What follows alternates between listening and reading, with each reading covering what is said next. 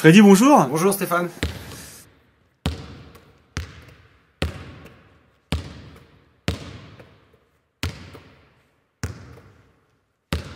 Cile. Oui, tout à fait. Bah, écoute, tout le monde se rappelle du match. On avait fait un bon match 35 minutes, on avait complètement craqué. Je crois que c'était plus 17 et on perd de 4. Donc on a une revanche à prendre par rapport à ce match qui nous a manqué comptablement toute la saison au classement. Et les deux équipes n'alignent plus le même effectif que ce match aller. Un petit légèrement modifié, c'est-à-dire qu'eux n'ont plus Jean-Philippe Tailleman, ils n'ont pas remplacé. Et nous avions Baptiste à l'époque et maintenant nous avons Antoine à la place, poste pour poste. Donc un joueur changé de chaque côté. Ça change pas grand chose, moi. Oh, pas grand chose.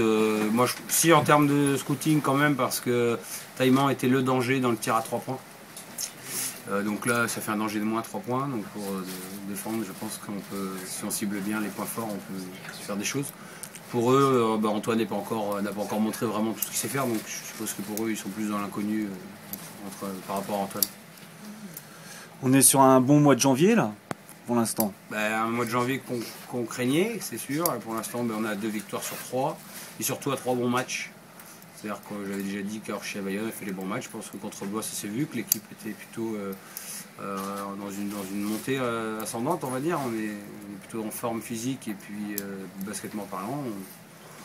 On est dans ce que je souhaite. Et comme je l'avais dit, la clé contre Blois, c'était la défense. On l'a plutôt bien fait. On a encaissé 74 points, je crois. Donc il faut qu'on continue à progresser dans ce côté-là, au niveau défensif, pour confirmer notre montée en puissance à Saint-Etienne. Saint-Etienne, c'est un rival direct pour les playoffs. C'est un rival, ouais, mais de toute façon aujourd'hui, il y a 8 équipes rivales, soit pour les top 5, soit pour le top 9, soit pour le maintien. Aujourd'hui, on est dans le top 5, donc évidemment, on regarde vers le haut, mais avant de parler de tout ça, moi, c'est gagner les matchs dont Saint-Etienne pour être maintenu le plus tôt possible et ne pas avoir cette pression négative comme peuvent l'avoir tous les clubs qui sont ex-aequo, là, de la 8e à la 14e place, qui sont juste 2 points derrière nous. Donc si on peut gagner ce week-end, mathématiquement on aura encore 2 points, voire 3 d'avance sur le 10e. Donc aujourd'hui on ne pense pas au top 5 au play-off, on pense à match après match, gagner pour être maintenu. Et une fois que ça sera fait, si c'est fait, on passera au top 9. Et une fois que ce sera fait, on passera au top 5. Si on est encore en course, il ne faut pas s'emballer. Vu les résultats, la poule est extrêmement serrée. Mais ce qui est sûr, c'est que si on bat Saint-Etienne, on les mettra 2 victoires derrière nous.